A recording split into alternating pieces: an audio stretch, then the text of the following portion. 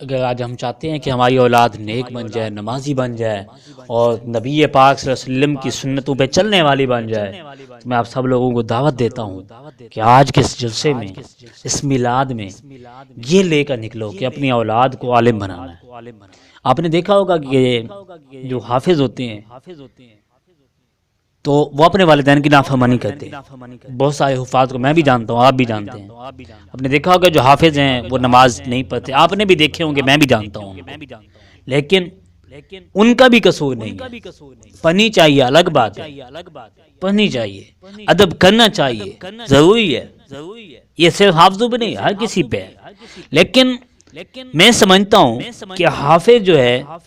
وہ گویا کہ اندھا ہے، اسے نہیں پتا کہ قرآن پاک میں کیا ارشاد فرما رہا ہے رب تعالیٰ، اسے نہیں پتا۔ تو جس طرح ایک اندھے کو نہیں پتا کہ آگے کیا رکھا ہے تو کیا دیکھے، اسی طرح ایک حافظ کو نہیں پتا کہ قرآن پاک کیا حکم دے رہا ہے، قرآن پاک کی کون سی آیت کیا ارشاد فرما رہی ہے، اس آیت میں رب تعالیٰ نے میرے اور عوام کے لیے کیا میسج، کیا پیغام بھیجا ہے،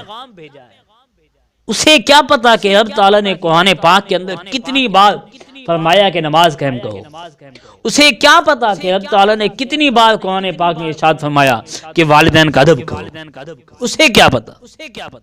چونکہ قرآن پاک عربی زبان میں ہے، ہماری زبان الگ ہے، عربی زبان الگ ہے،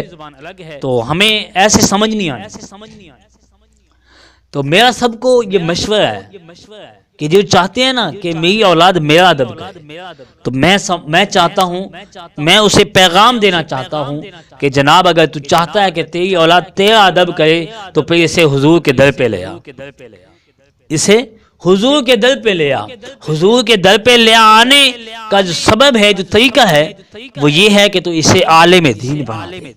اگر تیری اولاد عالم دین ہوگی تو اسے پتا ہوگا کہ قرآن پاک کی کون سی آیت کیا حکم دے رہی ہے، قرآن پاک کی کس آیت میں رب تعالیٰ نے کیا ارشاد فرمایا ہے، اسے پتا ہوگا، پھر وہ تیرا ادب کرے گا۔ جب وہ رب کے سامنے جھکے گا، جب رب کے سامنے آنسو بہائے گا، تو پھر وہ تیرا ادب کرے گا۔ اس کے برخلاف اگر تو اپنی اولاد کو ڈاکٹر بنائے، انجینئر بنائے، پروفیسر بنائے، تو آج انجینئروں کے، ڈاکٹروں کے، پروفیسروں کے حالات دیکھ لے کہ وہ کس طرح اپنے والدین کو رکھتے ہیں، دیکھ لے۔ تو اس سے کوئی مخفی نہیں ہے، کوئی ڈھکی چھپی بات نہیں ہے،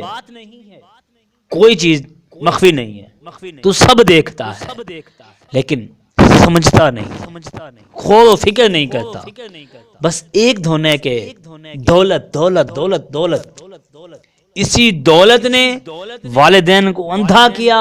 اور جب والدین بڑھاپے میں آ جاتے ہیں تو پھر یہی دولت اولاد کو اندھا کر دیتی ہے۔ پھر وہ اولاد